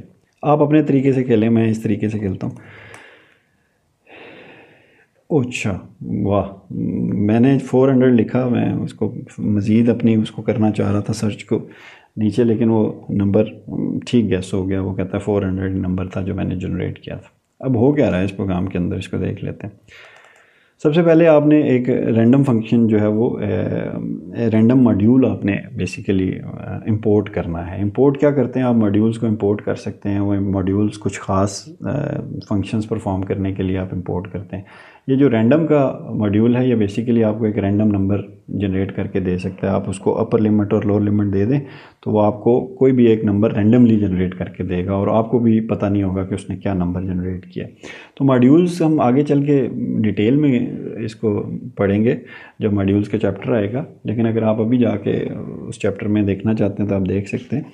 हो क्या रहा है कि हमने रैंडम मॉड्यूल हमने इंपोर्ट किया, उसका एक ऑब्जेक्ट बनाया RNG के नाम से।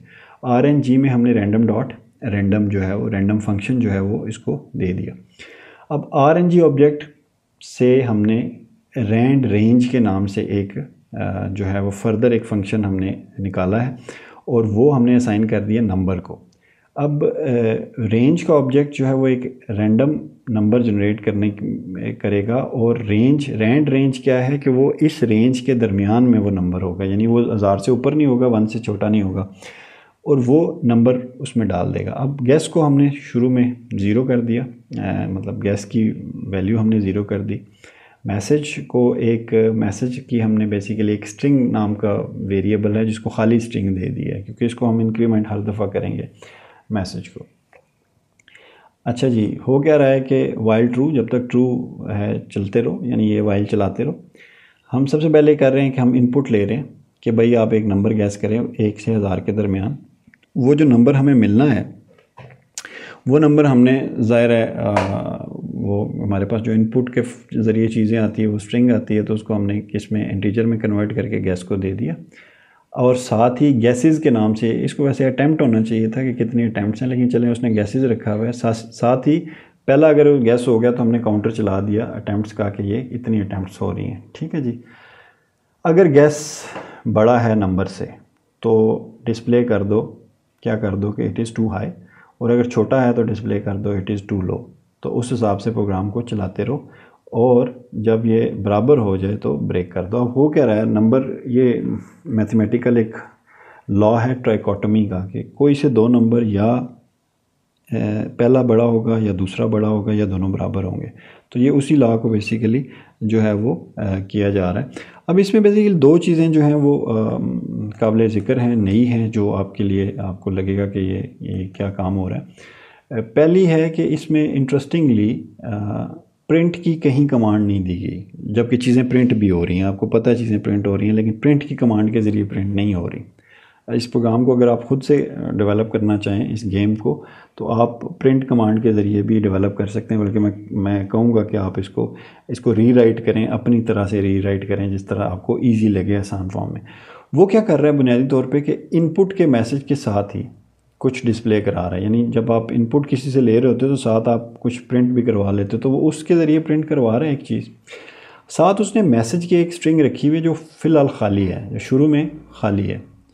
तो जब शुरू में खाली है तो पहली दफ़ा क्या होगा कि वो मैसेज खाली ऐसे स्ट्रिंग प्रिंट होगी, और साथ ही क्या होगा कि जो आप प्रिंट करवा रहे हो guess my number between 1 and 1000, वो जो हम प्रोग्राम चला रहे थे ना, जो पहली दफ़ा काम हुआ कि guess my number between 1 and 1000।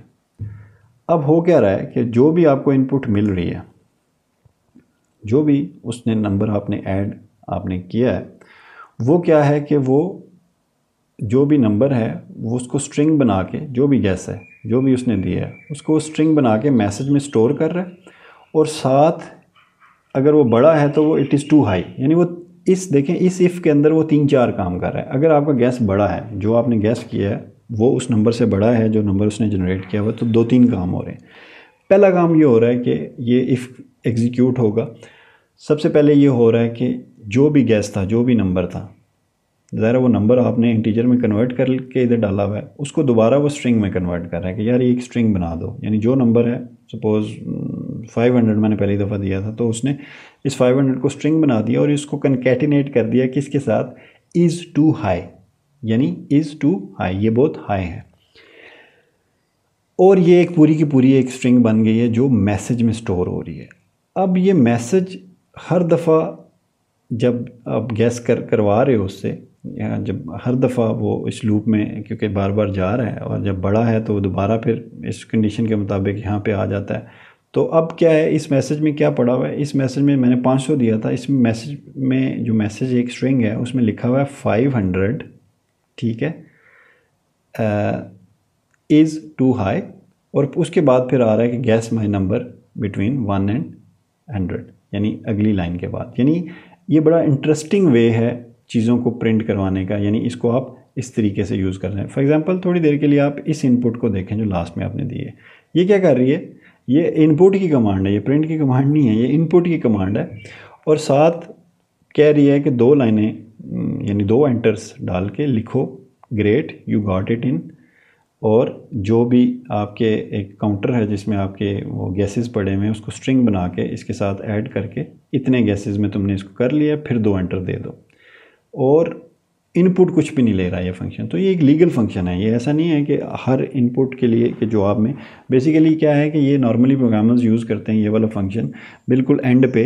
अगर आपने C++ पढ़ी है तो एक कैरेक्टर लेने के लिए गेट कैरेक्टर के नाम से एक जो है वो आप कमांड यूज़ करते थे कि ताकि स्क्रीन वहीं पे रहे, स्क्रीन प्रोग्राम टर्मिनेट होकर स्क्रीन बंद ना हो जाए, जब तक कोई करैक्टर नहीं दे देता मज़ीद तो वो स्क्रीन वहीं पे रहे प्रोग्राम। ये देखें अब प्रोग्राम जो है वो चल रहा है, अभी मतलब वो एंड लाइन नहीं आई, तो मैं इसको कोई और नंबर देता हूँ 5, वो कहता नहीं भाई ये फिनिश हो चुका है। यानी आप उसको गेट कैरेक्टर वाला काम ले रहे हैं इस इनपुट के फंक्शन से, तो ये एक लीगल फंक्शन है, इसमें परेशान होने की ज़रूरत नहीं है। वैसे आप इसको रीराइट करें इस प्रोग्राम को अपने उस हिसाब से। बेसिकली आपको लूप्स वगैरह समझाना मतलब था, ये उसकी आउटपुट आ रही है प्रोग्राम की। आगे हम बात करेंगे कंटिन्यू स्टेटमेंट की। कंटिन्यू स्टेटमेंट बुनियादी तौर पर जो है वो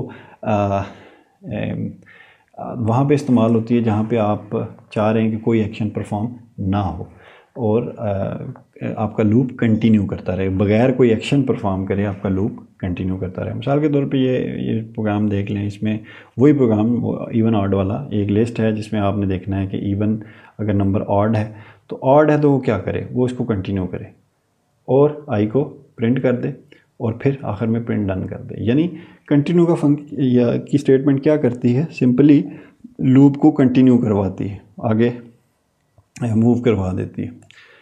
अब नेक्स्ट हमारे पास पेयर डाटा है। पेयर डाटा बेसिकली जो है वो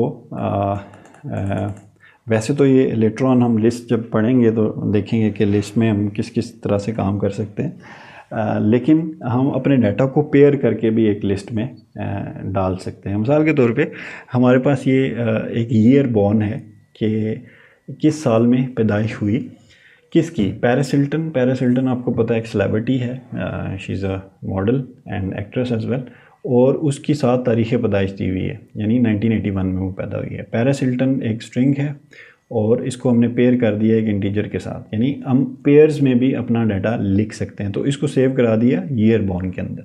इसी तरीके से डिफरेंट आपके पास एक सेलिब्रिटीज़ का वेरिएबल है जिसमें आपने एक लिस्ट बनाई है, इसको लिस्ट में भी आप डाल सकते हैं। अब उस लिस्ट के अंदर पहली आइटम क्या है, पहली आइटम एक पेयर है जिसमें एक स्ट्रिंग है ब्रैड पिट की और उसकी डेट ऑफ बर्थ है। अच्छा, ब्रैड पिट भी एक फेमस सेलिब्रिटी है, एक्टर है, आई एम श्योर आप जानते होंगे उसको।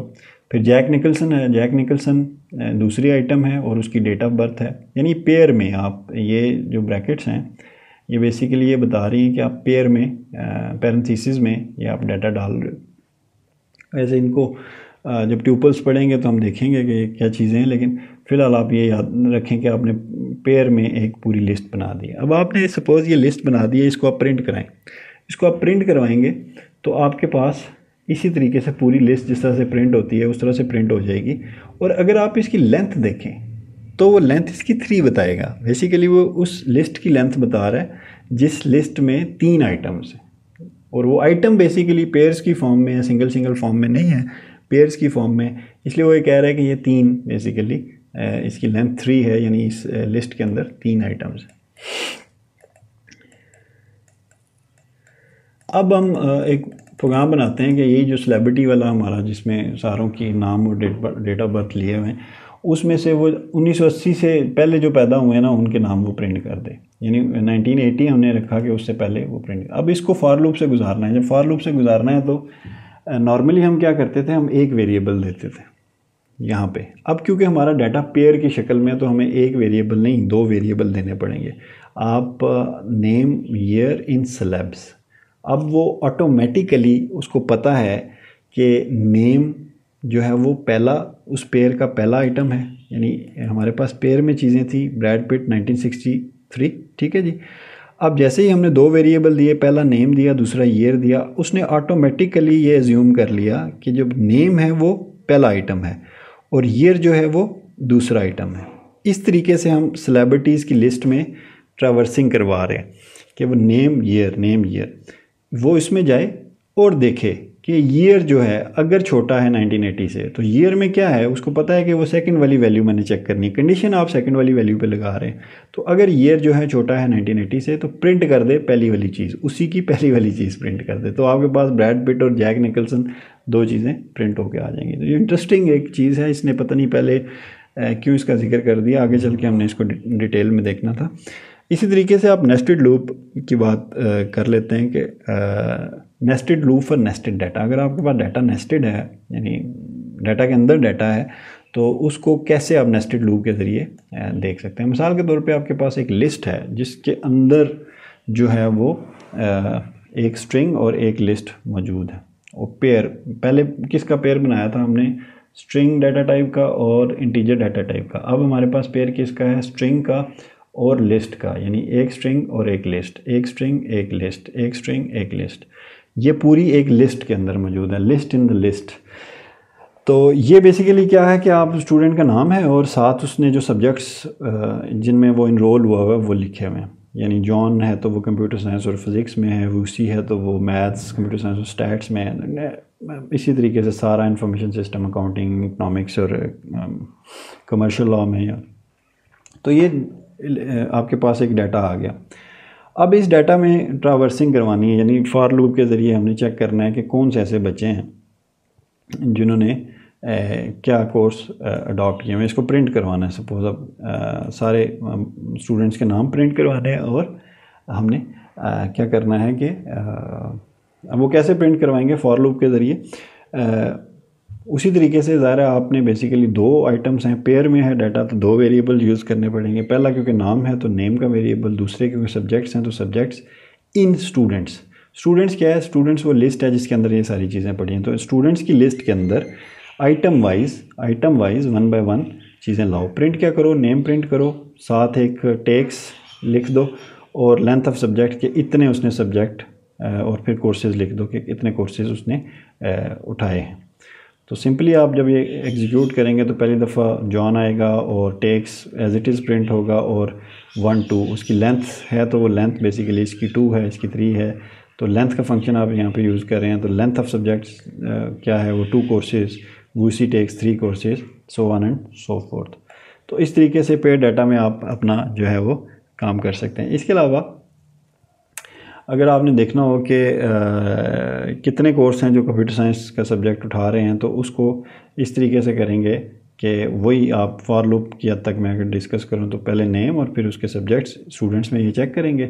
For S in subjects, S को सब्जेक्ट्स में देखना है आपने, यानी आपने बेसिकली वो जो सब्जेक्ट एक्चुअली कंप्यूटर साइंस है उसको देखना है सब्जेक्ट्स के अंदर, अगर एस कंप्यूटर साइंस है तो।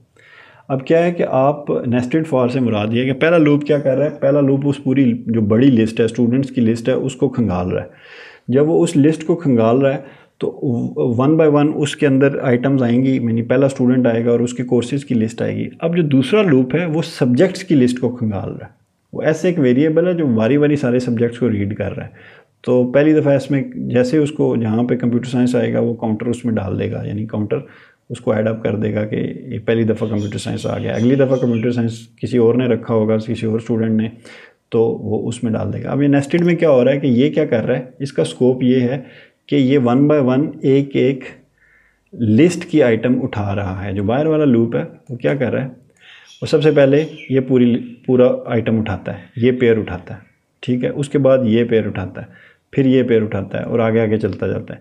जबकि जो इनर लूप है वो क्या कर रहा है, वो इस पहली आइटम उठाई गई उसके अंदर ये वाली लिस्ट खंगाल रहा है, इसके अंदर ट्रैवर्सिंग कर रहा है, यानी बारी बारी उसके सब्जेक्ट्स देख रहा है। फिर पहली दफ़ा बाहर वाला लूप एग्जीक्यूट होगा और साथ अंदर वाला लूप एग्जीक्यूट होगा। फिर क्या होगा, दूसरी दफ़ा बाहर वाला लूप एग्जीक्यूट होगा और अंदर वाला, यानी इस तरह नेस्टेड फॉर्म में ये आ रहे। तो बाहर वाला लूप सिंपली क्या कर रहा है, बड़ी लिस्ट के आइटम्स को देख रहा है। अंदर वाला लूप उस बड़ी लिस्ट की पहली आइटम के अंदर जो लिस्ट है उसको खंगाल रहा है। तो आई होप आपको ये पॉइंट समझ आ रहा होगा। इसी प्रोग्राम को किसी दूसरे तरीके से भी लिखा जा सकता है, एक अनदर वे है प्रोग्राम को लिखने का, इस तरीके से भी आप लिख सकते हैं। अब हम बात करेंगे कि basically Newton's way of finding square root, कि स्क्वायर रूट को न्यूटन ने किस तरह से फाउंड किया और उसका क्या तरीका था फाउंड करने का। ये बेसिकली एल्गोरिदम्स की डिस्कशन है, मैं बता रहा हूँ, आगे चल के हम एल्गोरिदम्स की बात करेंगे। तो एल्गोरिदम्स बेसिकली क्या होते हैं और किस तरीके से ये काम करते हैं, क्या चीज़ एल्गोरिदम होती है क्या नहीं होती, उसके बारे में थोड़ा सा हमने देखना है। तो अब स्क्वायर रूट के लिए हम क्या करते थे कि हम बेसिकली इंपोर्ट करते थे मैथ का एक मॉड्यूल और सिंपली SQRT और अंदर जो भी जिस चीज़ का हमें स्क्वायर रूट चाहिए था वो हम फंक्शन कॉल करके उसका स्क्वायर रूट निकाल लेते थे। अब लेकिन अगर पुराने टाइम्स में जब कंप्यूटर्स नहीं थे तो स्क्वायर रूट किस तरह से निकाला जाता था, उसके लिए बेसिकली न्यूटन ने एक मेथड निकाला था कि वो क्या करता था कि वो एक चीज़ गैस करता था कि सपोज़ एक नंबर है n कोई नंबर है जिसका हमने स्क्वायर रूट निकालना है।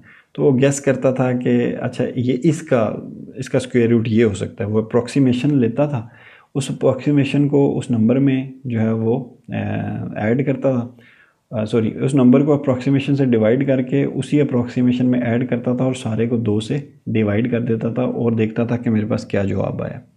उसके बाद जो चीज़ आती थी वो उसको कहता था कि ये बेटर है, ये पिछले मेरे गैस से बेटर है, पिछली अप्रॉक्सीमेशन से बेटर है। फिर वो कुछ और नई अप्रॉक्सीमेशन लेता था, उसको इस प्रोसेस से गुजारता था और बेटर में रिज़ल्ट आता था। वो ये देख ये रहा होता था कि कब बेटर और अप्रॉक्सीमेशन जो हैं वो गैसेस बराबर हो जाएं। जब वो बराबर हो जाते तो उसको पता चल जाता था कि ये मेरा जो है वो स्क्वायर रूट ये है। ये ओल्ड वे था स्क्वायर रूट को निकालने का। अब मिसाल के तौर पे मैं आपको कुछ हैंड पे मतलब पेपर पे करने वाली एग्जांपल दूं तो आपने बेसिकली क्या करना है, आपने एक नंबर लेना है 144, n की वैल्यू 144 रखनी है और आपने बारी बारी अगर उसमें गैस करते जा रहे हैं। जब आप गैस करते जाएंगे, सपोज़ पहली अप्रॉक्सीमेशन आप रखते हैं 4, आपने 4 रखी, अप्रॉक्सीमेशन जहाँ जहाँ इस फार्मूले में अप्रॉक्सीमेशन है वहाँ 4 रखें और जहाँ जहाँ n है वहाँ 144 रखें, ठीक है। तो आपके पास एक गैस आ गया। जब आपने 4 रखी तो बेटर में आपके पास 20 आ जाता है। अब 4 और 20 ये 2 नंबर्स हैं, आपके पास रिज़ल्ट आ गया। आपने इसको दोबारा से रिपीट किया आप किसी और नंबर के साथ। अब आपने बेसिकली जो अपना अप्रॉक्सीमेशन है वो 6 रखी। 6 रखने के बाद जब आपने बेटर देखा तो वो 15 हो गया, यानी नंबर आपने अप्रॉक्सीमेशन बढ़ाई, उधर से आपका जो बेटर है वो रिड्यूस हो गया, 20 से 15 पे आ गया। फिर आप 8 के साथ टेस्ट करेंगे तो आपको बेटर जो मिलेगा वो 13 मिलेगा। अच्छा, फिर आप 10 के साथ देखेंगे तो ये 12.2 हो गया। फिर आप इसको 16 के साथ अगर बड़े नंबर के साथ देखते हैं तो 12.4 हो गया। तो नॉर्मली आप एक तरफ से इंक्रीज़ करते जा रहे हैं, दूसरी तरफ से चीज़ें डिक्रीज़ होती जा रही हैं और बेस्ट आपका मैच कहाँ पे आएगा, 12 पे आके आएगा। जैसे ही आप 12 रखेंगे तो आप अप्रॉक्सीमेशन 12 रखते हैं तो बेटर का रिज़ल्ट भी 12 आ जाता है। तो इसका मतलब ये है कि इसका स्क्वायर रूट 12 है, यानी 144 12 का स्क्वायर रूट है। 12 का अगर स्क्वायर 144 का स्क्वायर रूट 12 है, यानी 12 को 12 से मल्टीप्लाई करें तो आपके पास जो है 144 आता है। तो ये ओल्ड वे है। इसको अगर हम ऑटोमेट करने की कोशिश करें, इसको अगर ऑटोमेट करने की कोशिश करें कि हम अपने पाइथन में इसी तरीके को पाइथन के ज़रिए अगर लिखने की कोशिश करें इस मेथड को, तो हम बेसिकली क्या कर रहे हैं कि अब ये हमें पता है कि जो ये लूप टर्मिनेट तब होना है जब दोनों ने बराबर हो जाना। लेकिन ये ज़रूरी नहीं होता कि आपके पास जो है वो सारे नंबर ऐसे हों जिनका एब्सोल्यूट वैल्यू में स्क्वायर रूट आए, कहीं में डेसिमल पॉइंट्स में भी आ सकता है। तो उसके लिए बेसिकली क्या है कि आप बिल्कुल बराबर की तरफ नहीं जाते कि बेटर और अप्रॉक्सीमेशन बराबर हो। आप जाते हैं कि यार चलो क्लोज इनफ हो जाए, थोड़ी करीब करीब हो जाए। उसके लिए आप एक थ्रेशोल्ड सेट करते हैं कि अगर डिफरेंस जो है वो, अगर जो डिफरेंस, अब थ्रेशोल्ड रख लेते हैं कि अगर गैस का और आपका जो है अप्रॉक्सीमेशन और बेटर का जो डिफरेंस है वो 0.0001 से थोड़ा सा भी जो है वो अगर छोटा होता है, इस थ्रेशोल्ड से छोटा होता है, तो वो इसको टर्मिनेट कर दो, इसको इस प्रोसेस से निकाल दो, दोबारा अप्रॉक्सीमेशन ना करो। यानी 1 बाय 1 इसकी अप्रॉक्सीमेशंस करते जाओ और जैसे ही डिफरेंस इससे छोटा हो जाए, इस थ्रेशोल्ड से डिफरेंस छोटा हो जाए तो उसको ब्रेक कर दो। यानी ए आपके पास सपोज़ आपका अप्रॉक्सीमेशन है और बी आपके पास बेटर है। ए और बी का डिफरेंस, यानी आपने देखना है कि आपने क्या अप्रॉक्सीमेट किया और क्या आपने उसका जो है वो उसके जवाब में आपके पास बेटर में रिज़ल्ट आया इस फार्मूले में डालने के बाद। अब ये ABS क्या है? ABS बेसिकली एक फंक्शन है जिसका मतलब होता है एब्सोल्यूट वैल्यू लो, यानी साइन ख़त्म कर दो। अब A माइनस बी या B माइनस ए कौन सा बड़ा है कौन सा छोटा है, तो हमने नेगेटिव में भी आ सकता है। तो वो नेगेटिव ख़त्म करने के लिए हम एब्सोल्यूट वैल्यू की बात करें कि एब्सोल्यूट वैल्यू अगर थ्रेशोल्ड से छोटी है तो फिर ब्रेक कर दो, यानी उससे बड़ी तक, यानी कुछ डेसिमल पॉइंट्स तक हमें स्क्वायर रूट का आंसर दो, उसके बाद उसको ब्रेक कर दो। अब ये एक नीचे प्रोग्राम है जो एग्जैक्टली उसी फार्मूले को हम जो है वो अपना कर रहे हैं, पाइथन प्रोग्राम में लिख रहे हैं कि आपने नंबर एक 8 लिया, थ्रेशोल्ड एक सेट कर दी, अप्रोक्सीमेशन ज़ाहिर आपको पता है n डिवाइडेड बाई 2 है, वाइल ट्रू बेटर को दे दो अप्रोक्सीमेशन जमा जो है वो n divided by approximation whole divided by 2, और इसकी एब्सोल्यूट वैल्यू अगर थ्रेशोल्ड से छोटी हो जाए तो बेटर को प्रिंट कर दो और साथ ही ब्रेक करके लूप से अप्रॉक्सीमेशन को बेटर दे दो, यानी दोनों को बराबर कर दो। ठीक हो गया। तो ये बेसिकली एक प्रोग्राम है जिसके ज़रिए आप इस न्यूटन के एल्गोरिदम को, न्यूटन का जो वे है बेसिकली वो एल्गोरिदम ही है, उसको आप पाइथन में लिख सकते हैं। इसी तरीके से हमारी डिस्कशन एल्गोरिदम्स पे आ जाती है कि एल्गोरिदम्स क्या होते हैं। एल्गोरिदम्स बेसिकली मैकेनिकल प्रोसेस है किसी भी चीज़ को सॉल्व, किसी भी प्रॉब्लम को सॉल्व करने का। बेसिकली हम अपने एक हार्ड प्रॉब्लम को, एक कम्प्लेक्स प्रॉब्लम को छोटे छोटे सिंपल स्टेप्स में लेके आते जाते हैं और अल्टीमेटली हम इस लेवल पे उसको ले आते हैं कि वो उसमें कोई कम्प्लेक्सिटी नहीं रह जाती, कोई उसमें जो है वो बहुत ज़्यादा आपको वो जो है वो क्या कहते हैं कम्प्लेक्सिटी, कोई मुश्किल उस प्रॉब्लम में नहीं रहती। ब्रेक डाउन करके उसको बिल्कुल हम सिंपल स्टेप्स के अंदर लेके आ जाते हैं। इसी तरीके से आगे कुछ ट्रिप्स हैं, ट्रिक्स हैं और कुछ कॉमन एरर्स हैं, इसको आप देख लीजिएगा। आई होप आपको जो है वो वीडियो पसंद आई है। अगर आपका कोई क्वेश्चन है तो कमेंट सेक्शन में इसको जो है वो आप पूछ सकते हैं, और अगर वीडियो पसंद आई है तो इसको लाइक करें, और अगर आप चाहते हैं कि आपको ये मिले अपडेटेड हमारी वीडियोस मिलती रहें तो काइंडली हमारे चैनल को सब्सक्राइब करें। और इस चैप्टर के एंड में कुछ एक्सरसाइजेस हैं, वो एक्सरसाइजेस ज़रूर अटेम्प्ट कीजिएगा। Thank you.